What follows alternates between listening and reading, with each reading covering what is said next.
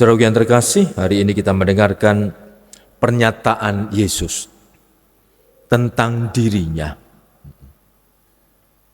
yaitu akulah gembala yang baik. Di mana kebaikan itu nampak dalam pemberian diri, dalam menyerahkan hidupnya. Maka kebaikan, kebenaran harus ada wujudnya. Kenapa dikatakan ini baik, ini tidak baik? Ini jahat, ini enggak jahat. Ini salah, ini benar. Pasti ada wujudnya. Sehingga orang mengatakan, oh ini baik. Maka apa? Lakukan. Oh ini buruk. Oh jangan. Maka pernyataan Yesus, penegasan jati diri dia yang mengatakan gembala yang baik nampak dalam memberikan hidupnya. Memberikan nyawa bagi domba-dombanya. Dan dia melakukan itu. Memberikan. Kita lebih enak menerima atau memberi? Menerima atau? Ya sama itu. Menerima, memberi. Seringkali berat. Karena harus keluar dari diriku, dari punyaku. Kalau menerima, oke. Aku senang. Dia memberikan apa? Nyawa. Bukan materi.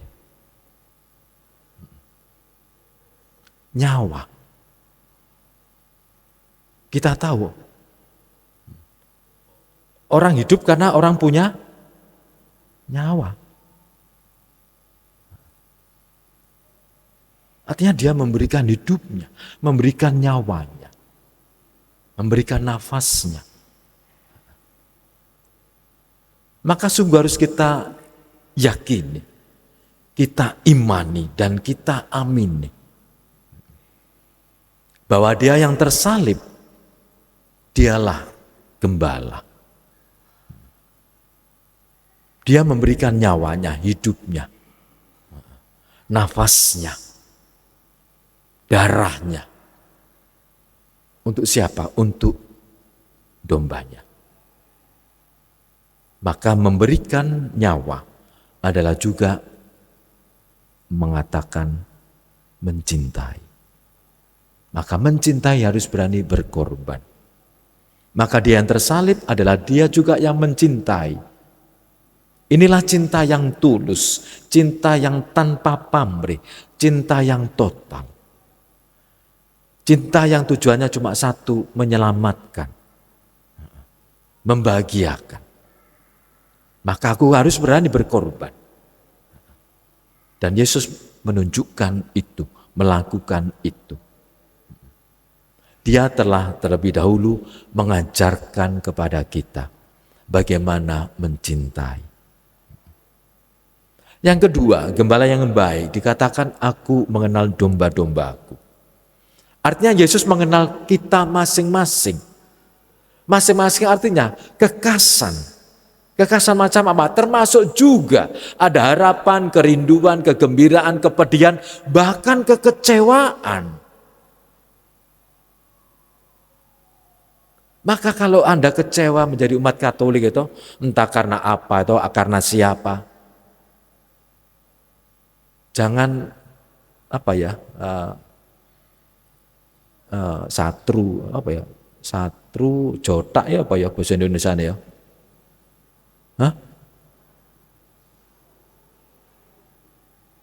Siwak, siwak, satru, jotak itu podo itu.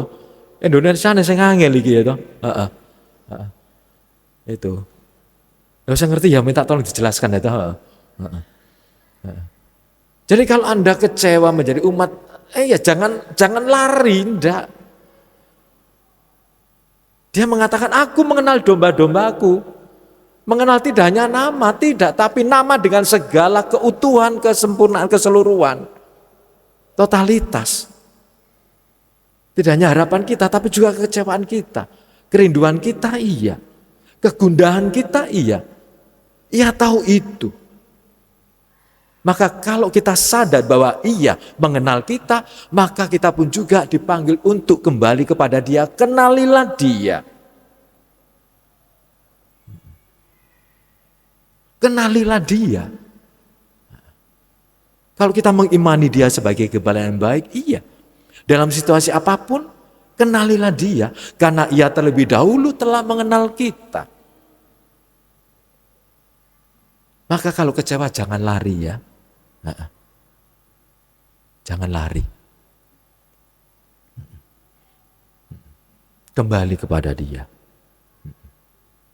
Anda lari seberapa jauh Anda lari. Kalau Tuhan Yesus masih ada, Tuhan Yesus Katolik ada di hati Anda akan gelisah. Makin lari dari Dia, makin jauh, Anda makin gelisah. Enggak percaya? Coba saja.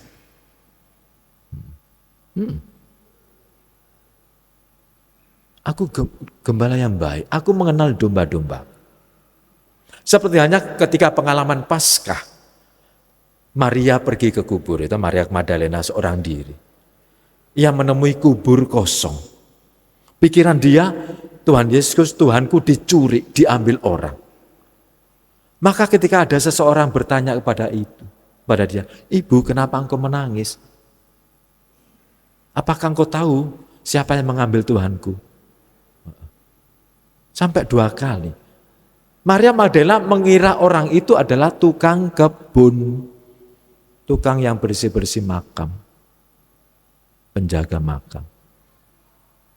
Tapi ketika Yesus menyebut namanya, Maria, pleng. Enggak ada yang menyebut Maria dengan nada seperti ini ya toh. Dengan vibrasi semacam ini, dengan tekanan semacam ini, tidak ada lain tidak bukan, oleh langsung Rabuni, guru.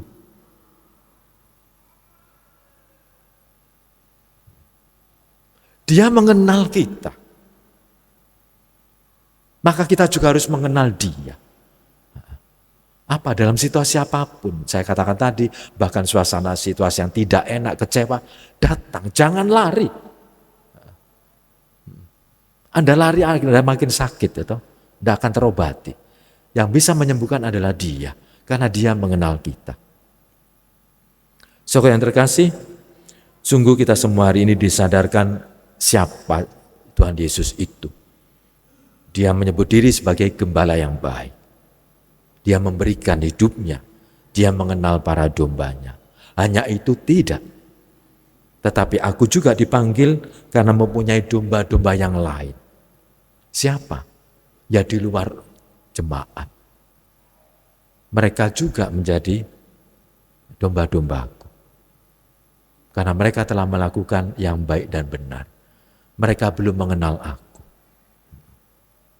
Mereka itu juga harus kutuntun. Aku tidak boleh membiarkan. Mau aku tuntun atau tidak, oke silakan.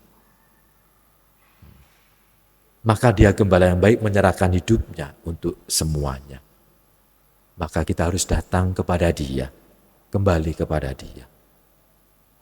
Saudara yang terkasih, gembala yang baik bagaimana kebaikan itu merasuk dalam hidup jemaat awal. Dalam bacaan pertama, Petrus dan Yohanes dihadapkan ke mahkamah agama. Mahkamah agama diadili. Karena apa? Karena tindakan yang benar. Apa? Menyembuhkan orang lumpuh. Dan mereka memberi kesaksian. Orang lumpuh bisa berdiri, bisa berjalan, karena Tuhan Yesus dari Nazaret itu yang kamu bunuh. Bukan karena kuasa kami. Bagaimana relasi para murid dengan Yesus sang guru, sang gembala. Dan bagaimana kebaikan itu kalau kita dekat, punya relasi yang dekat dengan orang yang benar, orang yang baik, maka imbasnya itu akan ada. Dampaknya akan ada. Kebaikan, kebenaran itu akan ada. Karena keseharian kita berkumpul bersamanya. Maka para murid pun juga mengalami yang sama. Bagaimana sang guru mengajarkan yang baik, yang benar. Dan objektif melakukan itu, banyak orang yang mengatakan ini salah, ini melanggar hukum. Tapi sang guru tetap melanjutkan. Dan para murid melanjutkan itu. Atas nama Tuhan Yesus Nazaret yang kamu bunuh, orang ini bangkit berdiri. Saudaraku yang terkasih, bagaimana gembala yang baik itu dalam bacaan kedua dikatakan, Allah sungguh mencintai kita, maka kita diangkat menjadi anak-anaknya. Maka jati diri kita sebagai anak-anak Allah melulu dan melulu, semata dan semata karena Allah mencintai kita. Karena Allah mencintai kita, maka kita menjadi anak-anaknya. Maka panggilan hidup sebagai anak-anak Allah juga harus terbuktikan. Tidak hanya soal status, tidak. Tetapi juga cara hidup. Sebagai anak Allah bagaimana toh hidupmu? Sama analoginya, kamu anak keturunan bangsawan. Bangsawan itu bagaimana toh semestinya? Tata kramanya, etikanya bagaimana? Kan ada. Tidak sembarangan. Maka sebagai anak-anak Allah itu pun juga ada. Bagaimana kita menunjukkan itu? Maka mari para saudara terkasih, dalam minggu Paskah yang keempat ini, kita kembali berguru kepada Sang Gembala yang baik, yaitu Yesus Kristus sendiri. Dia sungguh mempersembahkan, memberikan nyawanya, dan dia mengenal domba-dombanya. Minggu ini minggu panggilan. Tadi pengantar saya mengatakan memang jemaat diminta untuk berdoa kepada Allah Sang Empunya Lahan, agar makin banyak orang yang terlibat. Orang yang terlibat siapapun itu juga termasuk panggilan sebagai seorang imam. Mau tidak mau, suka tidak suka, Gereja Katolik ada pada imamnya, romonya. Romo tidak ada yang memberkati perkawinan siapa, yang membaptis anak siapa, sakramen tobat siapa, mempersembahkan misa siapa. Anda wani. Imam berasal dari keluarga, bukan dari surga. Maka saya menghimbau Anda sekalian, gereja tetap membutuhkan imam-imam. Suka atau tidak suka, mau atau tidak mau, inilah gereja kita, gereja Katolik. Setiap jemaat umat harus berani terlibat, memberikan, tidak menyimpan. Maka ketika anak laki-laki ingin jadi pastor, ya sudah, restui. Jadi atau tidak itu urusan lain, urusan berikutnya. Yang penting sekarang saat ini anakku, aku sebagai orang tua sadar. Kurang-kurang pasti. Paskah, baptisan dewasa, kita ada berapa? 70-an, satu paroki. Satu Keuskupan Surabaya 46. Baptisan dewasa berapa jumlahnya? Romo, tabisan Romo setahun, kadang siji, kadang loro, kadang papat. Pol-pole 5, syukur alhamdulillah nek 10. Gak imbang bro. Maka jangan terlalu menuntut. Harus pahami. Romomu di sini 3. Tugasnya double-double. SK-nya double-double. Jangan salahkan kami. Salahkan yang tanda tangan SK. Sopo? Almarhum uskup. Salahno kono, ojo salahno awake dhewe. Kita ini hanya melakukan kok. Maka kalau kurang, ya itulah. Maka saya berharap Anda juga memohon pada Tuhan, memberikan juga anak, tidak menuntut memahami. Memang kami lemah, memang. Kami sadar kami lemah, kami terbatas. Tapi kita kan sama saling membutuhkan. Toh. Nah, Gereja Katolik ada imamnya, ada romonya, ada umatnya. Ada romo, tidak ada umatnya. Ya plongo, lola, lolo itu. Sama. Umatnya banyak, romonya sedikit kurang. Umatnya ya bingung, iki perminyakan sopo, njaluk sopo. Mbok minyaki dhewe ta? Ya gak apa-apa. Maka sungguh hari ini kita bersama-sama diajak untuk belajar dari gembala yang baik. Saya, para pengurus, atau ketua lingkungan pun juga sebagai gembala yang baik. Itu umat lingkungan ada berapa ya? Mengenal macam-macam. Di rumah, orang tua, ayah ibu, mama papa, anak-anak. Orang tua memberikan yang terbaik, mengenal masing-masing anak. 4 anak, orang tua harus tahu anakku nomor 1 ini begini, nomor 2 ini begini, nomor 3 ini begini, nomor begini. Anakku nomor 1 ini nurun sopo, bapaknya pemboe ya toh. Nomor 2 nurun sopo, nah, itu harus kenal. Disitulah sosok gembala bisa kita aplikasikan untuk kita semua. Maka mari bersama-sama kita mohon kepada Allah agar anugerah gembala yang baik juga dicurahkan untuk kita semua, agar juga rahmat panggilan terutama imamat juga makin tumbuh berkembang dalam paroki kita. Sungguh kita harus belajar dengan rendah hati, gembala yang baik hanya satu, Yesus Kristus, tidak ada yang lain. Mari kita belajar dari gembala sejati, gembala yang baik itu.